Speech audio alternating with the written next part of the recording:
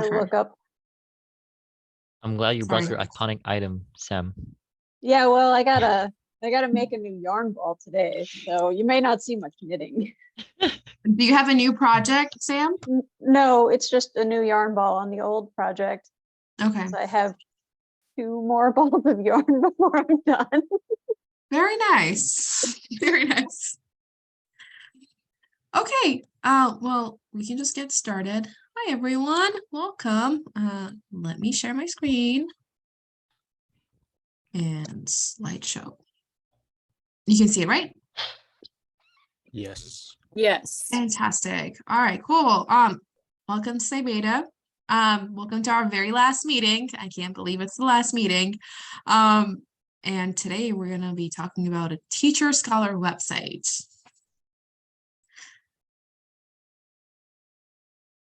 And as always, we'll be taking attendance at every meeting. I'm posting I don't know why it's not letting me type. But I'm trying to post the attendance link right now. I can send it. Okay. There you go. Thank you, Sina. Thank you. Of course. And you can always scan the QR code and you'll be taken to the same form. Okay. I'll give you guys like 2 minutes to do this.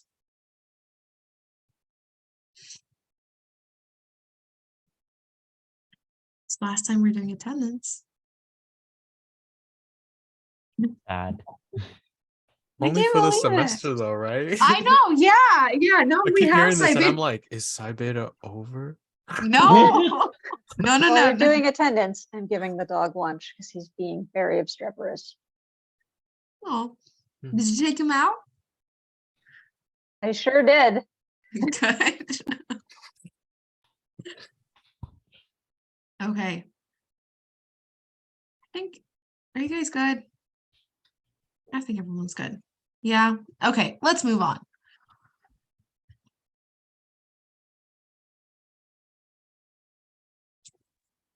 All right, so for our guest speaker, it's going to be Hartrisha again. Big surprise. But no, Hartrisha always does a really amazing job. And so yeah, thank you, Hartrisha, for doing another presentation for us. Yes, we appreciate it. Hartrisha is just the best. I appreciate that we didn't have to go through my whole introduction again, because I think at this point, everyone in this room knows who I am. I mean, I hope so. Okay, I stopped right. sharing. You can go ahead and share. Thank you very much. All right. Mhm. So today we are going to talk about creating a website. I know that it's referred to as a teacher scholar website. I honestly kind of struggled with what to call this talk, because at my school, we do call them a teacher scholar website. It's something that I use to showcase my teaching, my academics, and things like that. But for you guys who might not necessarily be going into teaching, I didn't feel like that name was necessarily appropriate. So we're just going to call it a website. So here are my thoughts on creating a website for yourself as a teacher, scholar, grad student, whatever your title in life may be. So the first question you might be wondering is, why do you need a website? Now, I'll start off by saying, of course, you don't need one, but there are a lot of reasons that I think having a website can be very, very helpful to you. So to start off, you can control your online presence. We all know with most jobs, the first thing they're going to do is Google your name. And if they Google your name and the first thing that they see is a website that you created with all of your accomplishments highlighted, that kind of looks better than if they happen to stumble across an Instagram photo one of your friends posted of you like 5 years ago. So it's really nice because it does help you kind of regulate the things that future employers might be seeing. I also have like my LinkedIn linked on my website. So my LinkedIn is also in the top results if someone were to Google my name. With this website too, you can put a lot of your CV accomplishments on there, and that makes elements of your CV accessible to a wider audience. You might not even necessarily be actively job hunting, and you can get offers and things like, I've gotten emails from people who stumbled across my website and were interested in X, Y, or Z. It's also nice because it gives you kind of a digital platform where you have all the elements of a job application in one place. Anything that a future employer might want to know about you should be showcased there. You can also connect with different collaborators. A lot of people take advantage of writing blog posts and things and connecting with other researchers through academic websites like this. That's not something that I personally do right now, but I do have peers that use that feature regularly. You can also list off your different competencies and show some real world applications of your knowledge. Especially as students, you've taken all of these courses, you've done so many really cool things. It's nice to have a place to showcase that beyond just saying, oh yeah, I'm proficient in SPSS. If you can show, hey, like look on my website, here's me presenting at a conference, that kind of shows a little bit more of a real world competency rather than just an item line on your CV. Now, there's a lot of different platforms that you can use to host your website. WordPress, HCommons, Google Sites, Wix, Weebly, Squarespace. Those are just the ones that I know of. Personally, I use WordPress. I do pay for my domain name, but I think that's really worth it, at least in my case. I actually have hartrisha.com as my website, which is so cool, and I'm never giving that up. I promise we will go through the site later in case you are rushing to open a Google Chrome tab and see what's on my website. Promise, I will walk you through it step by step. But different platforms will charge you, not charge you. So you really just have to see what kind of makes the most sense for you and what's going to meet your needs. I will say I found WordPress to be very intuitive. It's very easy for me to go in there and edit things, and it's very aesthetically pleasing. They have different themes and designs you can just take straight from them and use to build your site. Now, I want to take a minute here to distinguish between your website and your CV, because although a lot of the content will overlap, there are some big notable differences. For me, on my website, it's got a lot more photos and visual aids, and it's more personal. It's more kind of the story of who I am as a teacher, as a scholar, versus my CV is a lot more detailed and text heavy. I have things like workshops listed on there. I have different lectures listed on there. Those things didn't feel as relevant for me to include on my website, but they are all listed on my CV. And I actually have a link to my CV on my website. Basic elements that you will want to include, and I'll make these slides available to you guys so you can access them later. You'll want a homepage with just some basic info about you, kind of an introduction to your website. You'll want some contact information, a professional email, or like a digital form on the site that can be found very easily. You don't want someone to be looking around really hard to figure out how to get a hold of you. I have a section for research and professional work, which is my scholarly interests and work. Service and professional engagement, those are professional associations like being a member of the WPA or APA, or service or volunteer work. You want to make sure that you've got viewer-friendly text. Don't be too text-heavy. No one's going to read giant paragraphs. Be concise as much as possible. Any images that you include should be relevant to whatever you're talking about. And last, you want to try and maintain ADA compliance. That can include, like, if you hover over an image, there should be alt text explaining what that image is. You want to use a palette that is friendly for people who might be colorblind, things like that. Just kind of an important consideration to keep in mind because you don't know what accessibility requirements someone visiting your site might have. And the things to remember is you want to be professional with your URL, the email address you use, the design on your page. Think about the audience. You never know who's going to see it, and you never know when they're going to see it. It could be, you know, the president of the company that you dream to work for happens to see this, or, you know, the head of the research lab that you're really trying to get into. So you want to keep it updated and professional as much as possible. So I've kind of gone over the basics of what the site would include, but now we can take a look at my site and I'll walk you guys through kind of what I did and why. So let me switch windows here. All right, so here is my homepage. So what I do is I just literally go hartrisha.com because that is the coolest domain name I could think of getting. So you'll see here on my homepage, I just kind of highlight some of my accomplishments. I have an MA in psychology. I'm an associate faculty at IVC. I'm a doctoral student at Claremont, and I'm also a project manager for my research lab. So those were kind of the 4 big bullet points that if you are on my site, those are the things that you need to know, and people can then choose to dive in further or, you know, leave. I don't know. I don't know what their decisions are. But you can see here, I've got my different sections. I've got about, research, my CV, teaching, and then service and professional engagement. And you can see it's really, really simple. It's easy to see all of the different sections, everything that you can navigate to. So I'm going to take you guys through the different pages here one by one so you can kind of see a gist of what you want to include on there. So if we come to my about page, this is kind of a narrative. I told kind of the story of who I am and what I'm interested in and why. There's a photo of me here so people know what I look like. So yeah, just a little narrative about the different schools I went to, my research interests, and then one of my colleagues recommended at the end just something a little personal. I like to bake, I like to go to the beach, so I chose to include those as some personal details. And then right here, this is my professional email address ready if anyone needs it. and this will take you straight to my LinkedIn profile. So about me is pretty simple. When we move on to research, I chose to separate out my CV from my current research because a lot of my current research isn't published yet, isn't in any form that could be used on a CV, but they are still current projects that I find very interesting and I would want someone else to know that I'm doing. So I've got my section here about current projects. I repeated again what my research interests are. And then these are my 3 ongoing projects, as well as I have a project that's finished, but we are still writing the manuscript. So you can see I kind of broke it down so people can see the different things that I'm currently working on, as well as manuscripts I'm writing, which is separate from what I have on my CV here. If we come to my CV page, again, I kept those 4 basic bullet points of who I am. If you click here, you can download a PDF of my CV. And then I broke down all of my education, professional experience, and then down here, you can see publications and conference presentations. And I know you guys don't believe it, but literally this right here is my Psi Beta HTCC publication. That was the first publication I had, and it is still on my CV. So are these 3 down here, these are all presentations that I did with Psi Beta as a student. So these things are super important. You can keep them on your CV forever. But yeah, that's pretty much what I have here. Like I said, I don't include workshops and lectures and talks that I've given on my website just because it felt like it'd be too text heavy, too clunky. Under teaching, I broke it down so you have different menus you can select. If you come here, shows you the different classes that I teach, and you can see different things on each one. I kept it pretty basic, like my intro psych. I just said, this is the description, this is the textbook that I used, and that I usually teach this class as an online asynchronous.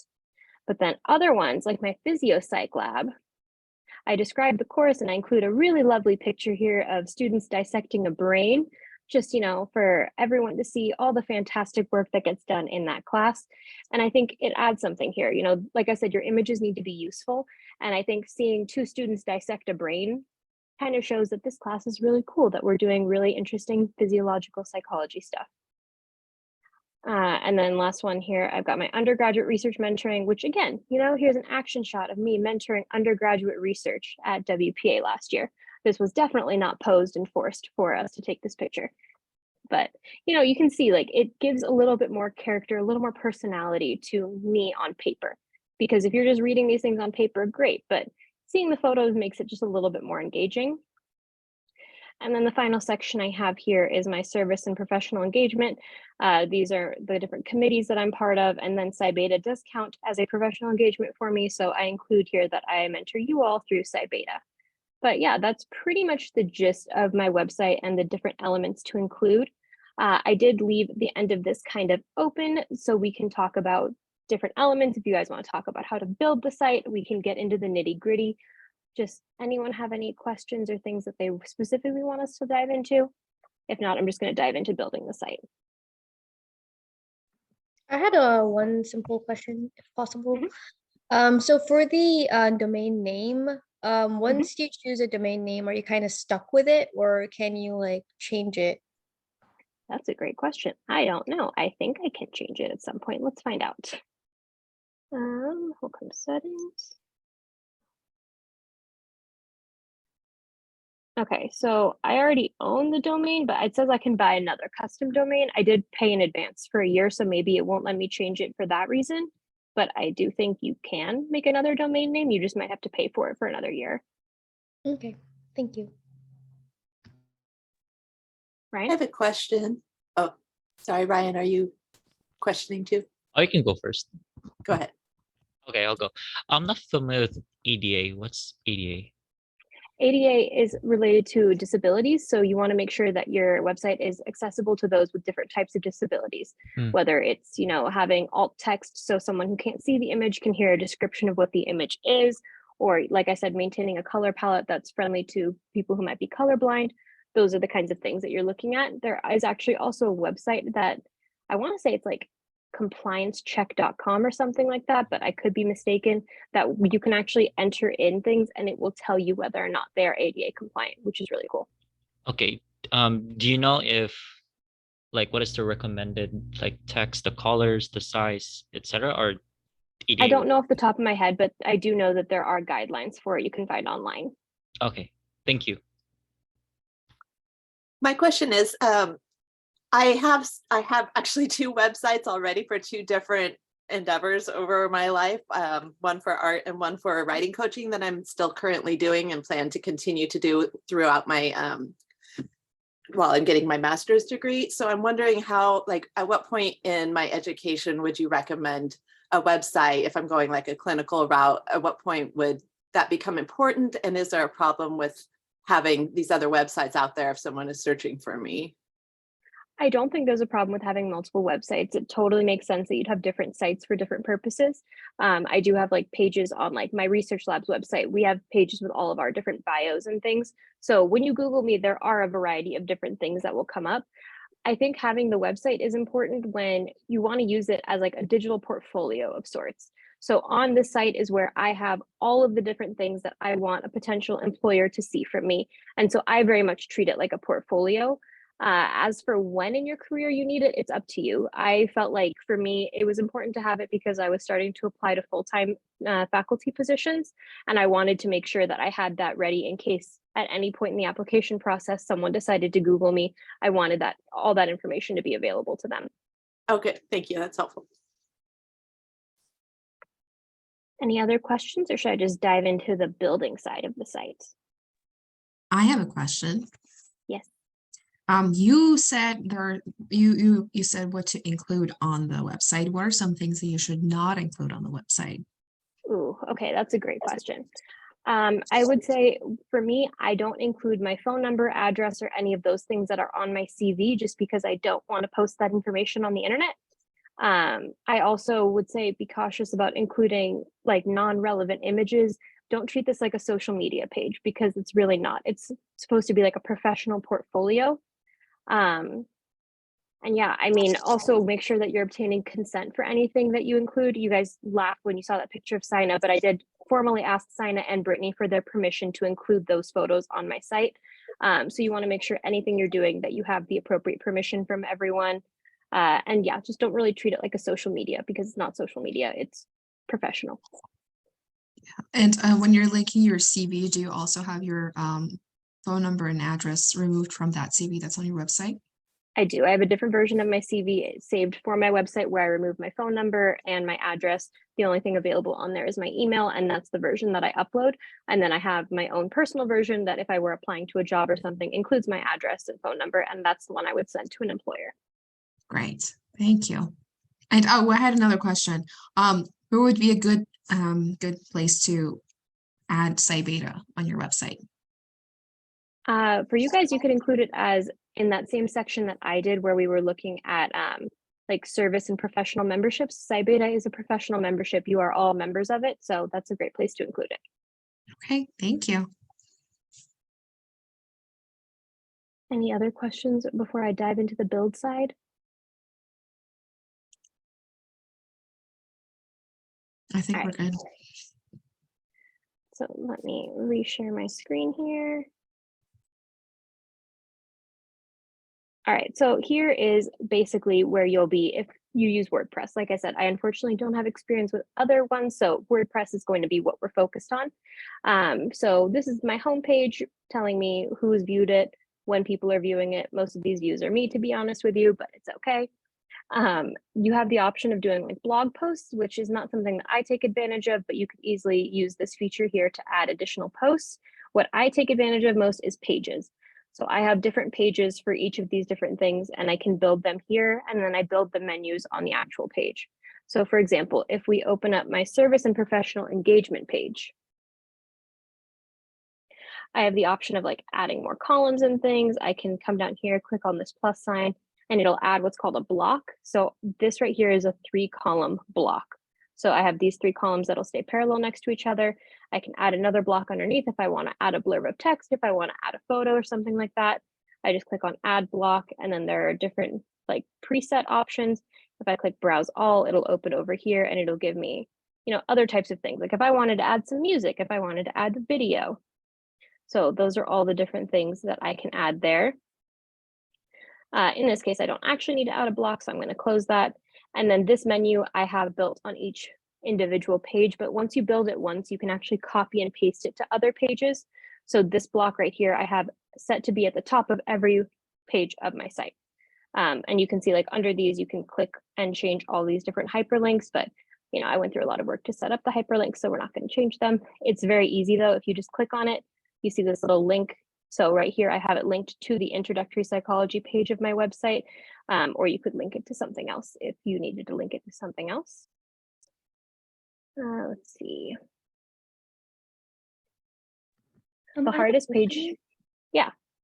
So yeah, I don't know if you can do it here. Let the page load. I guess you can since you have it. Yeah. So how do you add? So you go hover on your teaching thing. On the So how do you add like a section to that specific like? I don't know if you said it or I missed it. So let's Like if say I wanted you to add another wanted- submenu yeah. here. So up here, I've got all these different links. I can click, sorry, I just have to move you over. If I click here, I can add more, I can show more settings, and it'll give me additional options. For this one, for example, I think I have the introductory highlighted. It's got the URL of what is there, but I can add more links underneath with this little plus sign here. Okay, got it. It's just hard to see because my theme is black, Thank you. but it's right there. Oh, and also one more question. So let's say like you don't have any and you want it to start. How do you start? I believe there's an option here where I can convert this into a drop-down menu. How did I do that? Oh, here. So if you click on the plus sign, sub menu, Oh, okay. Thank you. and it'll make a sub menu for you. I will say, oops, my least favorite page on my entire website is my CV page because getting things to align in the format that I wanted is incredibly difficult.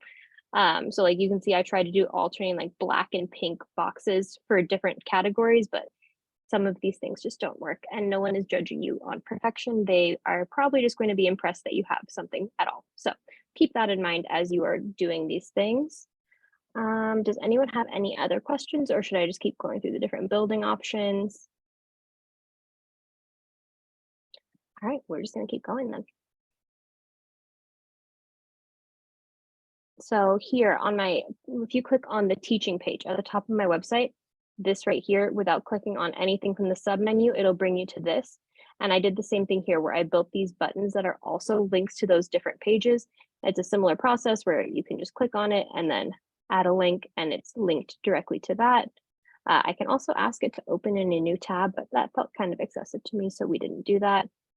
Another note is like when you're adding images, like this image of books that I use, make sure any image you're using is either open source and free to use for these type of purposes, or if you are using an image that you took, then that's fine. You don't need to do that. Just make sure that you're not copyright infringing on somebody. I have a question. Yes. How do you make something a button? How do we make something a button? Okay, so if we click on the little plus sign here, it gives me options on what I want to add. So I click on browse all. For this case, I believe I just chose here, button. Oh, okay. So it just automatically comes. So it'll make a button, and then what you need to do is you need to give it a link to hyperlink to. So if we come back up here, for example, let me close that. So like we come to my intro psych, you can see here that I've got the link selected and this is the page that it sends to. If I click on edit here, I can paste any link in and it'll send it to that page. So what I did is after I built those pages, I kept all those tabs open so I could copy the links over and have the correct link go to the correct page. Awesome, thank you. And if we wanted to do, obviously I already have a theme here, but if we want to, if you come down here to appearance, you can change the themes. So the one that I chose is called Quadrat Black, but there are plenty of other themes that you can choose. Like I said, you just want to stay professional. Like this bright orange might not be the way to go, but some of these other ones, like almost all of these other ones are pretty professional looking, and you have the options for like these images. You can always swap out the images for your own. So as you see, like here, this is what the homepage of my theme looked like, but I chose instead to do it a little differently. And I had it put, let's see, I had it put these little MRIs on the back because that felt very psychology to me. So you can choose things like that. You can set up images to go in the background and things like that.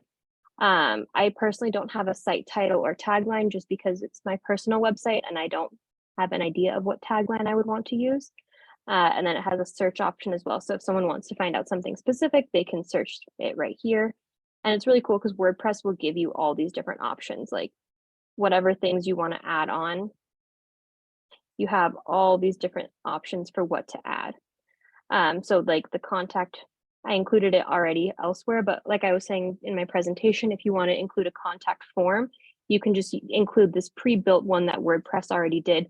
And what it'll do is it'll email you and say, here's a comment from your website. And then that person doesn't even have to share their email address if they don't want to. They can just send you a message that way. For me personally, I didn't feel like that was helpful because if someone is reaching out to me through my website, I want to know who they are. So I left my professional email that I don't get that many emails on in general up there for anyone to use. Let's see here. But yeah, you have different things you can add. You know, images, it'll give you different structures of images you can put in, and these will all be lined up with the theme you've selected. So you can see here, like all of these have this kind of pink and orangish, or this orangish and blackish color, since those were the theme, that's the theme that I currently have selected.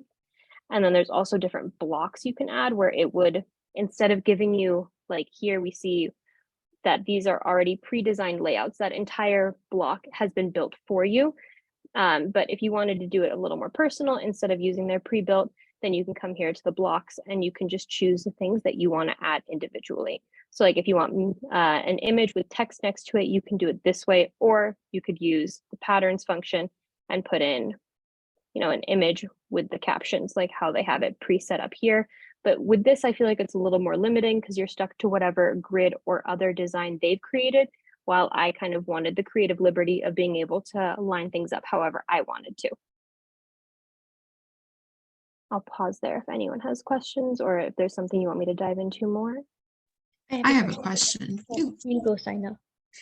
The question I had was all of these options that you have with the like the images and different templates and all of that, are they included in your purchase of the domain, or like do you have to get a subscription to WordPress, or is it free? Great question. So the ones that I am using are free because I only paid for the domain name. I didn't pay for an additional subscription. But here, if you click on Premier, I think, Premium, the premium ones, these ones will have a cost associated with them, with using them. So I'm not sure how much the cost is. Let's take a look. Yeah, $50 if I wanted to use this design. The one that I'm choosing to use is free. The only thing I'm paying for is my domain name. And if you wanted to, you could even have WordPress build your site for you. They have experts whose job it is to just build sites, and you can just give them your content and they will make something nice for you. I don't know what the cost of that is. Let's find out.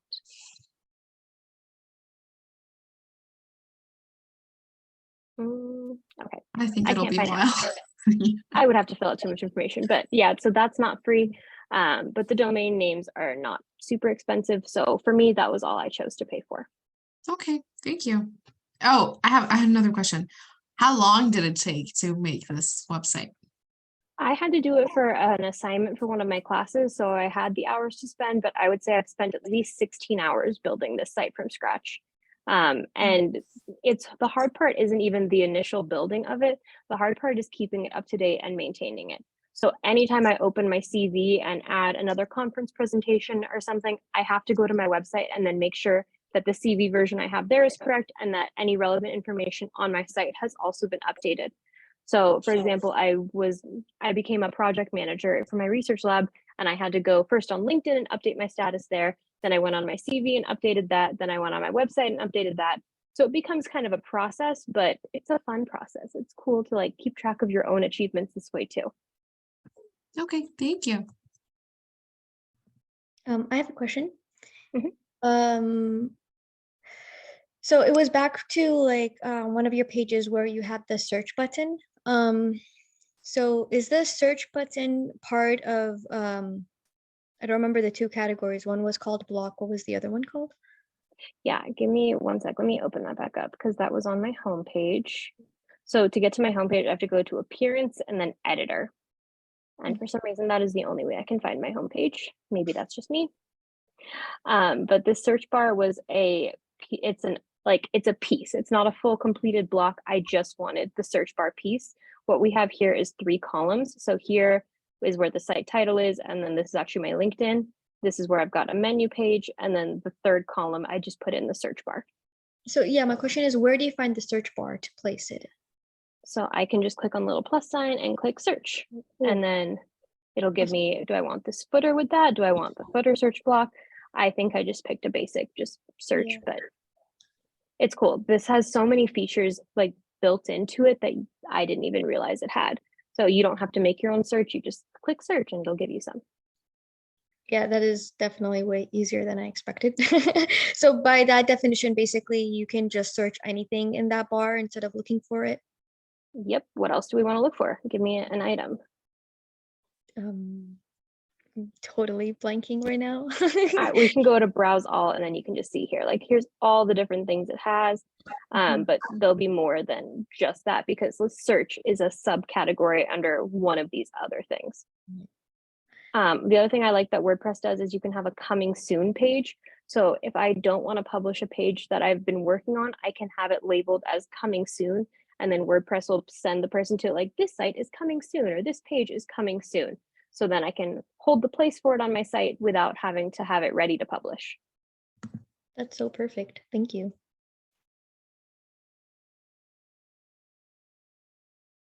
Anybody else have any questions? I have a question. Yeah.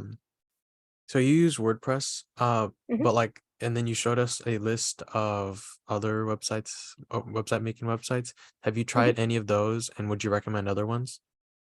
I have not tried any of the other ones that I listed. Way back in the day, I did use Tumblr for some personal blogging things, but I haven't tried any of the others. I've heard really good things about Google Sites, though. Thank you.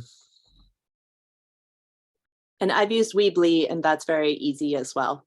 But I would probably do Google Sites if I started now.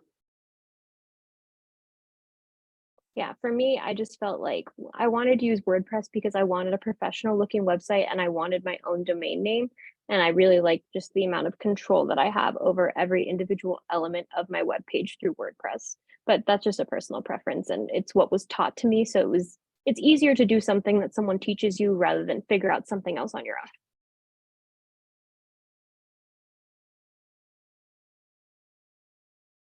All right, anyone else have questions? Do we want to keep going through the elements of building? What would be most helpful?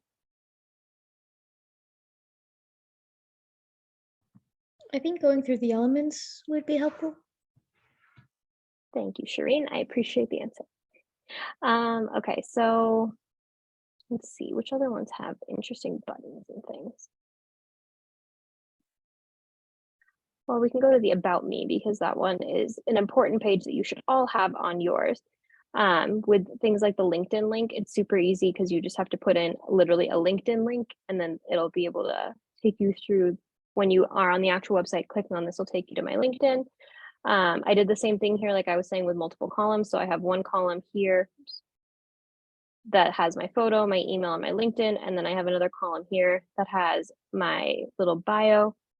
The other thing that I've noticed in my own experience is that it can be kind of hard to get things to space like nicely on WordPress because you also want to make sure that not only does it look good on a desktop site, but you also want to make sure that it looks good on a mobile site. So let me go back to that and show you guys actually, because that's really useful. So when we come back to our main, this is like your home page and I'm on pages right now. If I come back to appearance and editor to get to my main site here.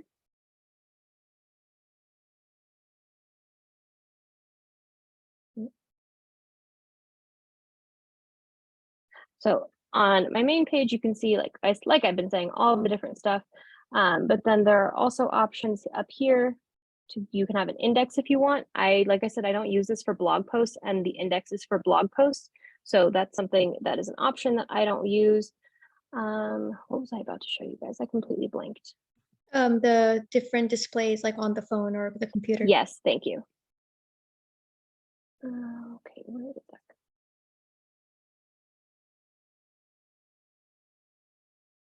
Sorry, usually I feel like it's right there, but I'm not seeing it. Would it be under view, perhaps? Perhaps. Usually it'll tell me there. You're right. So under view, I can do desktop, tablet, or mobile. So that's something that I also try to keep an eye on. is I will look at my mobile site, and honestly, my mobile site is not pretty. Like, this menu does not look good on mobile. Those are things that I need to fix, but it's important to be aware of that and know, like I said, be considerate of who's looking at it, how they're looking at it, why they're looking at it. So I try to take a look at it on different sites and different views. I like it better on tablet mode, but that's something that I personally need to go back and fix to make sure that this doesn't look so terrible if someone's looking at my site on a mobile device.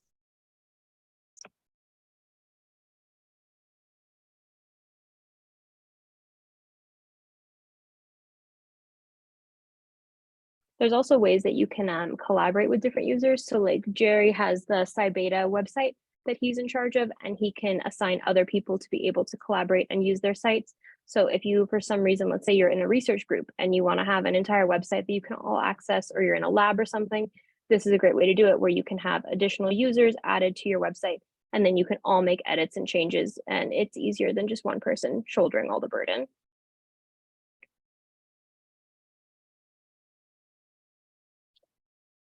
All right, I feel like that's almost everything that I intended to cover. Is there anything looking at this that you guys want to dive into more?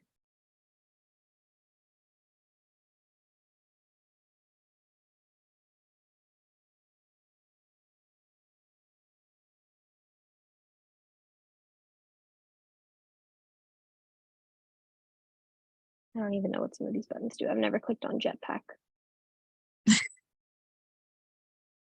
Okay, so I guess it tells me who's made changes, which is just me. Oh, that's nice. I Yeah, think that's really nice for group projects. definitely helpful for group projects. But Yeah. you can see that I've been editing my website all day today. Wow. Why? So it'll be ready for this talk. I can't tell you guys to keep yours updated if mine's not updated. I have a Okay. question. Yes. So I remember for your picture in the About Me or someplace around there that was like in a circular format. How do you do that? Great question. Let's go there. So you're talking about this photo, right? Yeah. So this was an About Me section that I stole a pre-built template for. But if you wanted to do that, we can come here to the plus sign. And then I believe under images, I've got the option.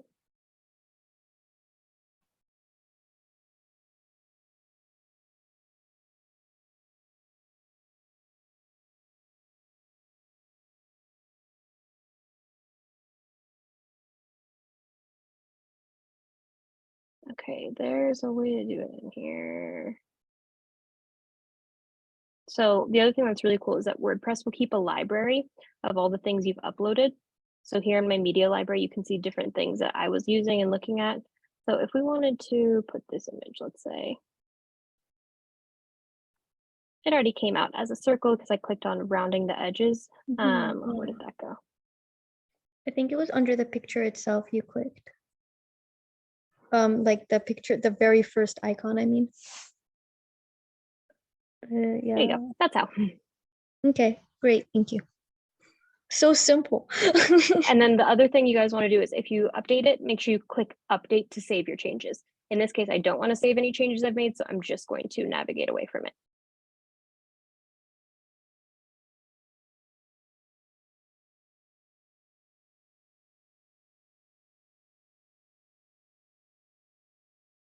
All right. Anyone else have any questions? Are we all just going to stare at each other? Staring contest. We're all very tired. Yeah. That's fair. Yeah, that's You've fair. all Yeah. had- You've all had so Where's- much. See, like for applications too, this would be useful because then you have, if your potential school Googles you, then this is what comes up. That would be nice. If I had a website, I had to make one. You need to make one, exactly. Yeah. But you can see here, like so just out of curiosity, I Googled myself just to see what comes up. Very first thing is my LinkedIn. Great, that's what I want them to see. Second is my profile on my lab's website. Again, great, I want them to see that. Third result is my website. And then after that is my Rate My Professor page and then my IVC bio. So just looking at the first page, like you're not really going to be getting anything that is concerning. You can see that, award winners, we see Brittany Kester, someone won something from Psi Beta. So it's all just great stuff because they're not seeing any of my personal things. They're only seeing a very curated page. Here's like one of my publications. Here's a meeting that we had. It's all just good stuff. And that's the goal, is if they Google you, you want them to find good stuff about you, not your personal stuff. Have that curated web search. Ryan has his hand up. Yes, Ryan. Speaking of school, would you recommend putting your website link on your CV? You absolutely could. That's totally up to you. Personally, I did not, just because everything that's on my website is also discussed in my CV. And I don't necessarily see a benefit in asking someone to go to two different sources of the same information, if that makes sense. Right. All right. Thank you.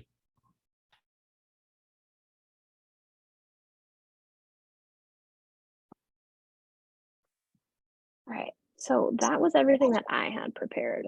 If anyone has questions, if we want to dive into different parts of that, I'm totally open to it, but that was everything that I was ready for. Well, thank you. I think that was great. I feel like the getting started is the most difficult part, and you have to actually get started, sit behind your laptop or your computer and actually start to make that website. Okay, so I do have advice on how to do that best, because like I said, I spent many hours building this site. The first thing that I would recommend doing is figuring out exactly what pages you want to have on your site. So for you guys, it could be like courses taken, it could be professional leadership, or, conferences, things like that. Make a list of everything that you want to have on your website and how you want to have it organized, because it's much easier to build pages when you know what the page is and what content is going to be on that page, versus just starting from scratch and staring at your computer like, all right, now what do I do?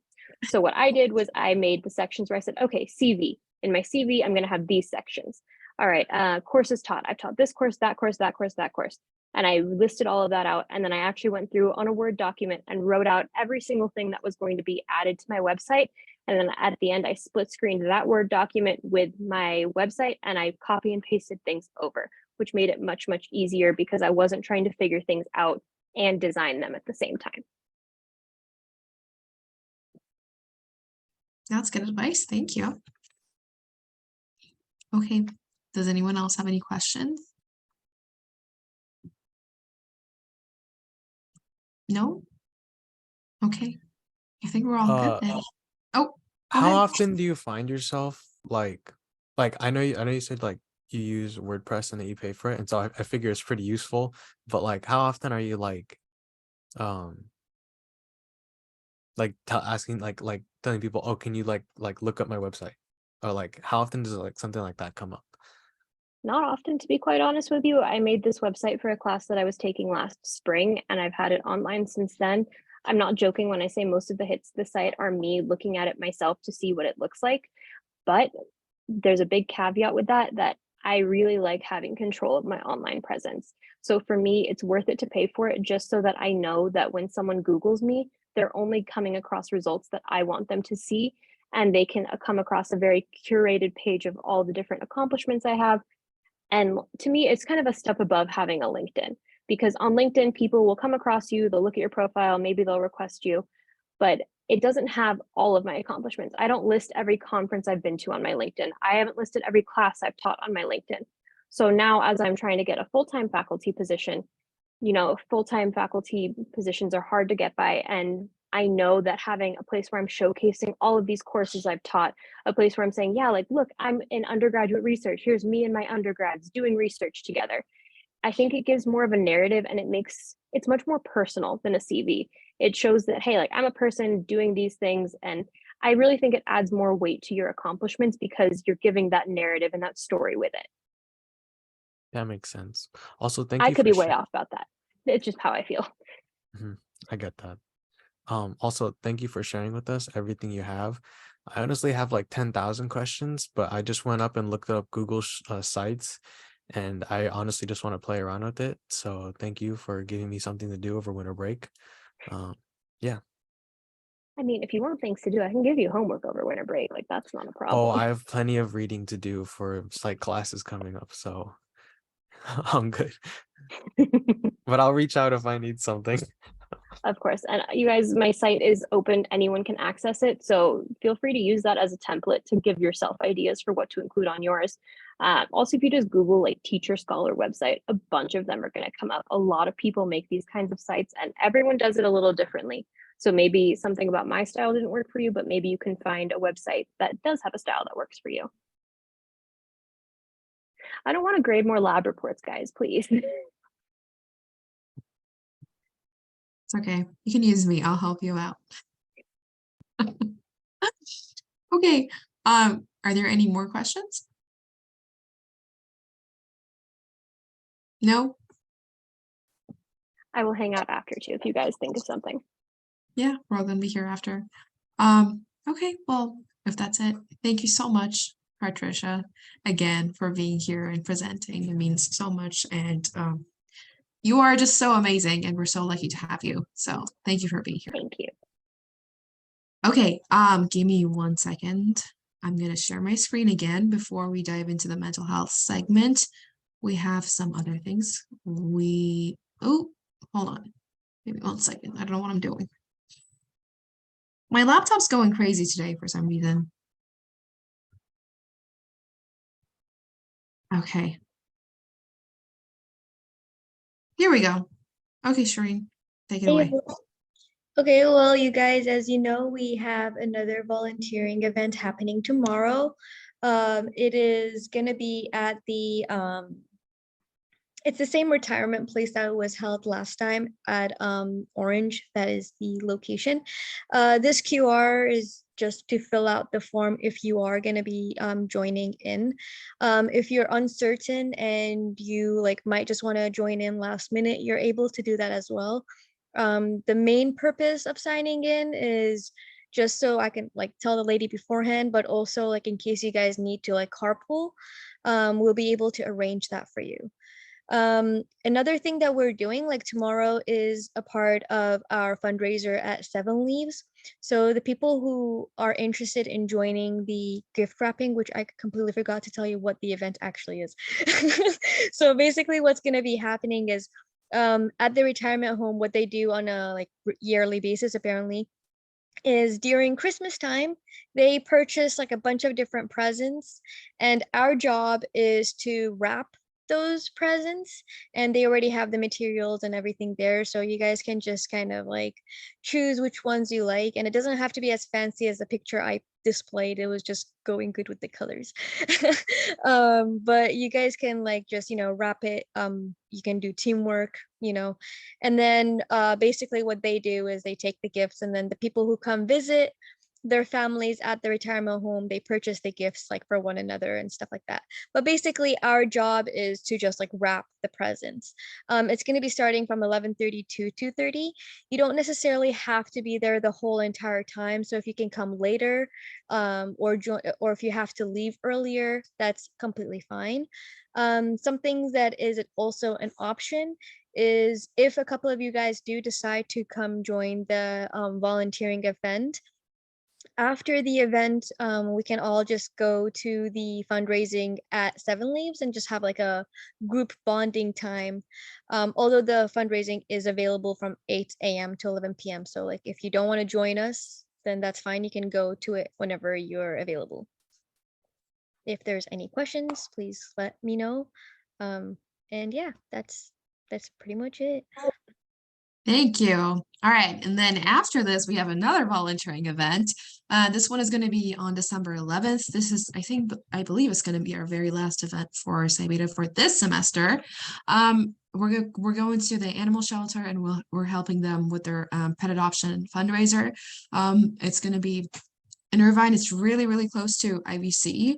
And it's going to be on December 11th from 10 a.m. to 2 p.m. For this one, there is no flexibility on when you can come. If you are signing up to be there, you have to be there for the entire time. They are relying on the volunteers, and we currently have 13 people signed up for this volunteering event, and we need 3 more. Sorry, we have 12 people sign up for us, and we need 3 more. So if you are interested, please sign up. But after we get 15 volunteers, I'm just going to close out the Google form because they don't want too many volunteers. And we're just going to be helping them out with their event. And if you have questions, you can ask me. And then the shift description and the dress code and everything is on the actual Google form. And we are actually collaborating with the Saddleback Psi Beta on this event. So you get to meet some other members from another college, which is pretty cool. Ryan, did you have your hand up? Yes. So in the Google form, it says 2 to 4:30. Does it? Yeah. Did I mess up? What's on the Google form is the correct one. Yeah, look at what's on the Google form. That's the correct one. I messed up probably here. I had Wait, 2 the different time times. changed on you, as I recall. What is it? The time changed on you, as I recall. Yes, So that initially is it was correct. 10 to 2, and now it is 2 to 4:30. Yes. Okay, there we go.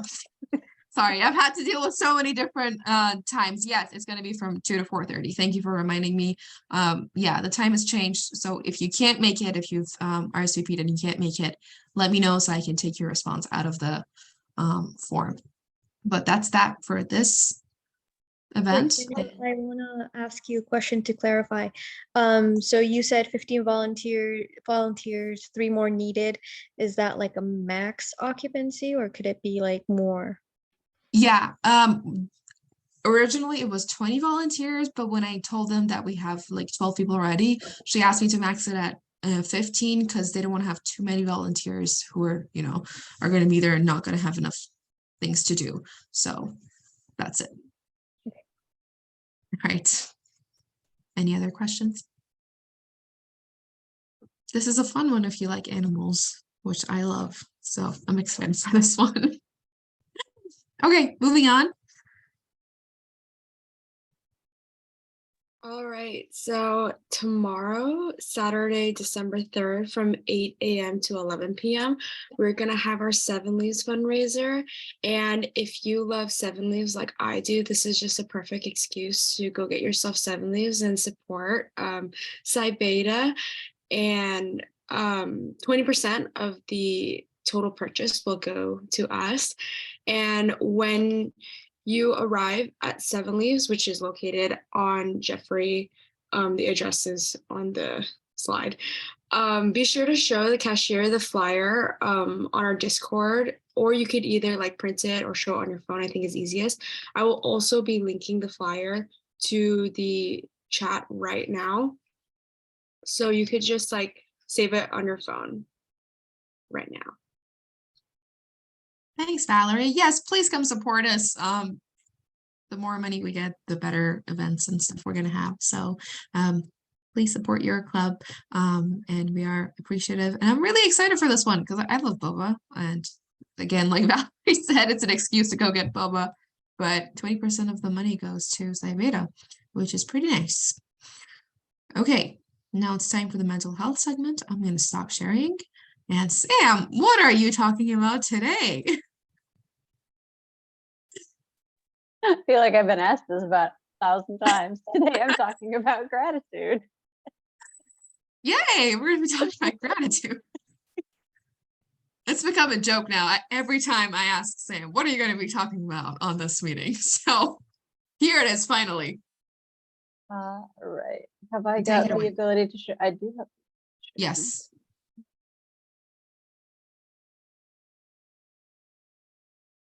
Oh, that's pretty.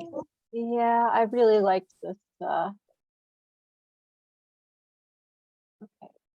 Review. Sorry, guys. Yeah, I keep telling Sam that your presentations are just so beautiful, like every time. I am. I'm I so love the happy that you images. like them. Okay. Are you seeing just the one big image, or are you seeing a bunch of nonsense? No, we're saying just a presentation. Excellent. Then I've done it right. Okay, so today we're going to talk about gratitude and mental health. I am first going to go over some of the research findings about gratitude, and then I'm going to have, I've got a little bit of a slide about ways that we can apply this to our regular lives, because that's what we all actually want to know, is how to make this stuff useful.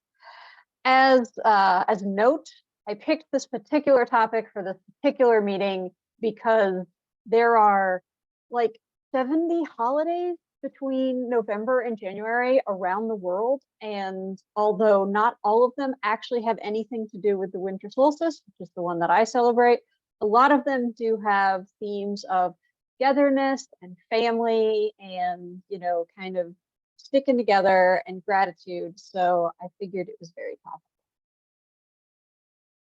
So first we're going to go to the dictionary, which is always a great source of very dry information. What is gratitude? The quality or feeling of being grateful or thankful. And that actually does become important because in a lot of these studies, they make a distinction between the feeling of gratitude and the act of giving. So just keep that in mind when we're talking about this data. So the first study I looked at was called The Physiological and Psychological Benefits of Gratitude. This particular study used a digital phone app, and then you had to have a special phone that had a psychometric meter on it, because that meter could be used to measure blood pressure and heart rate. And then all of the participants answered subjective questions 3 times a day about their mood, their stress levels, and their best and worst parts of the day.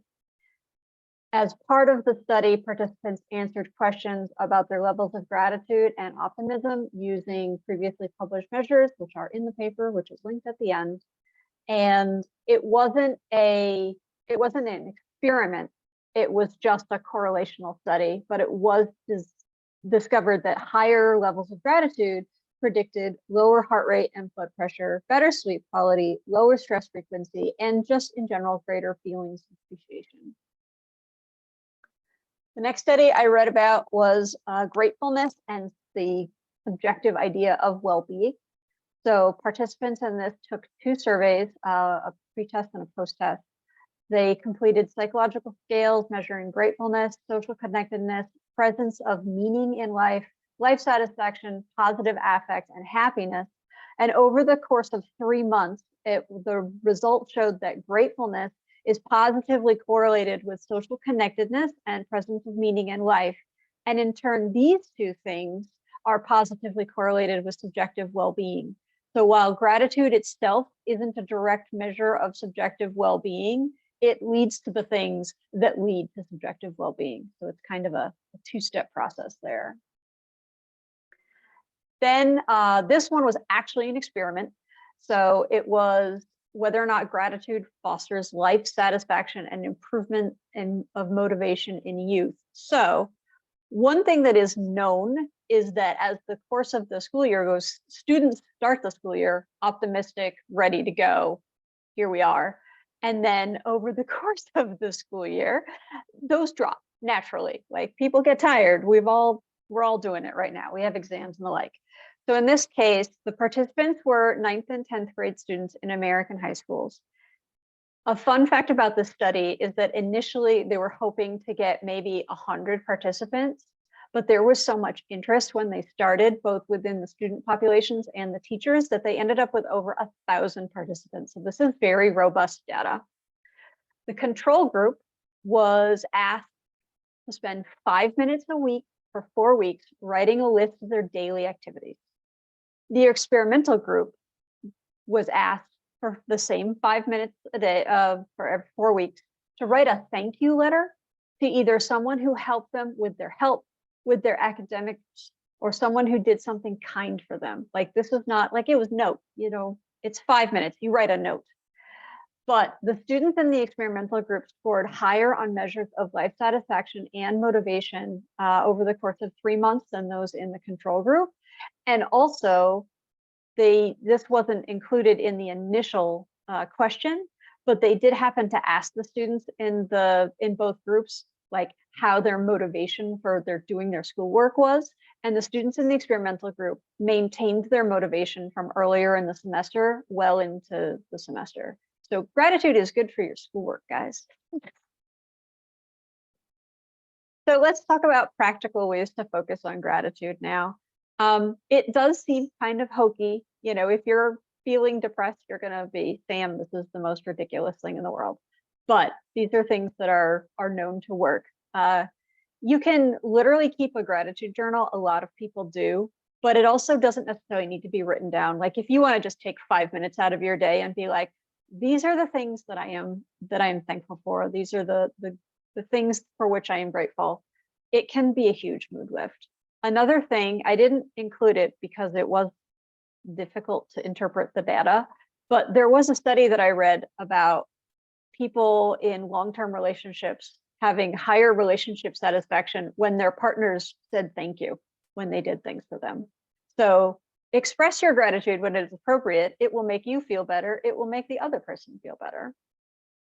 Another way of feeling gratitude in your own life is to perform acts of service to others. So like all of these opportunities that we have for service acts, like they are good for our mental health. And then as always, seek social support, because a huge part of what gratitude seems to do is it helps your feelings of social connectedness, which you could then, they feed on one another a little bit. So I happen to love Winnie the Pooh, and this is a great quote.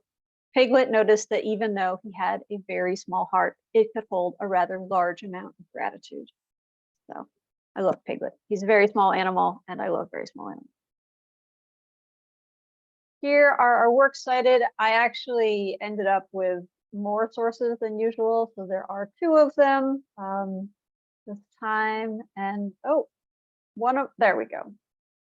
There's the first and the second. And thank you guys very much. It's been a great semester, and I've had a lot of fun. Thank you, Sam. This was great. Thank you so much. And so on theme. I love it. We're entering the holiday season. I'm so excited. And yeah, let's just express our gratitude for each other because, okay, let me express my gratitude. I'm so thankful for you guys. This has been an amazing semester, but more on that later. Let me share my screen again. Sina, this is Dr. Tiller.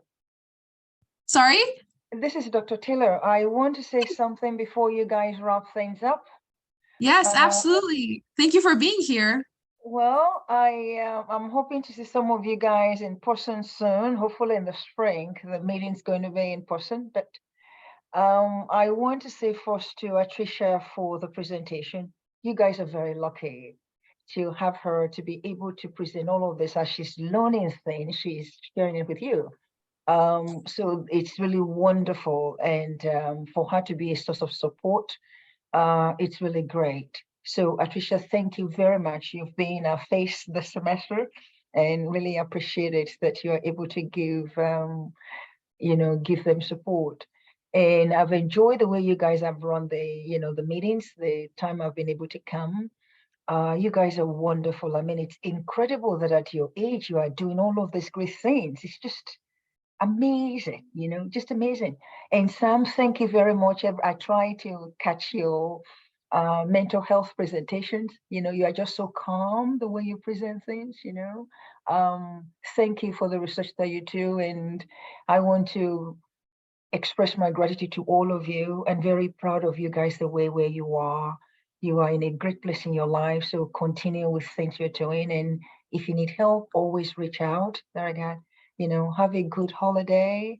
I know this time is a big stressor for exams and papers and all of that. Just breathe. I'm sure you guys are going to do well. Anyway, have a good holiday, and I'm really very proud of all of you. Honestly, it's just amazing. Thank you, guys. Thank you very much. Thank you so much, Yami. Thank You so you. much for being here. We really appreciate you. We just have such amazing advisors, and we're so appreciative of everything you guys do, everything you give us. So thank you for being here and your kind words. Okay, I'm going to share my screen again. We're almost done. Just give me one quick second. I gotta find my slides again. There they are. Okay. All right. That was the last mental health segment of this semester. All right. Ryan, go ahead.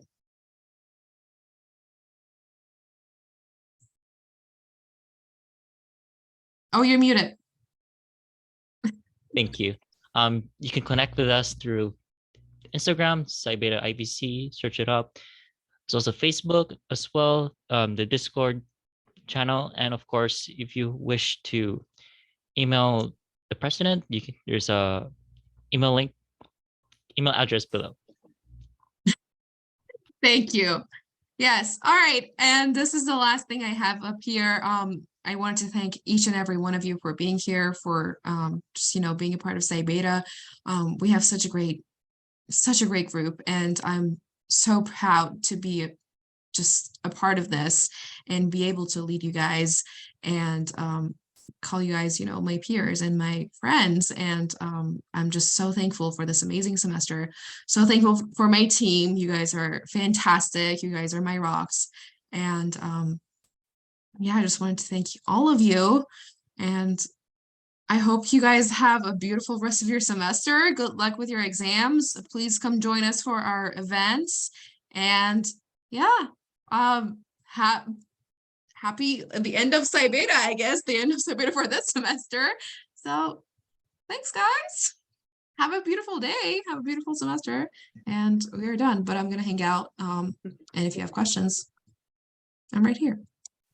Also, hope to see you guys tonight at the movie. Oh, yes. Yes. Emily, do you want to pitch that? Yeah, thanks, Shireen, because I was gonna forget. Yeah, we have a movie night today from 7 to 10 p.m. in the Bistic Building 103. Yeah, you can bring snacks, but you don't have to. You can bring some blankets, maybe some pillows, get real cozy. And it's okay if you guys fall asleep during the movie. That's okay too. But yeah, that's just my little announcement really fast. Yeah, we're gonna watch Get Out tonight. I'm excited. I'm not a big fan of psychological thrillers or just horror movies in general, but You're gonna love it. Yeah, you get me, so I trust you. So Yeah, you're gonna love it. I'm excited. So please join us. Yeah, we have a potluck. We have a potluck sign-up sheet. If you want to bring stuff, you don't have to. And we hope to see you there. And that's it. Last Psi Beta meeting of the semester is over. Thanks for being here, guys. It has Thank been you. really Ayo. Yay.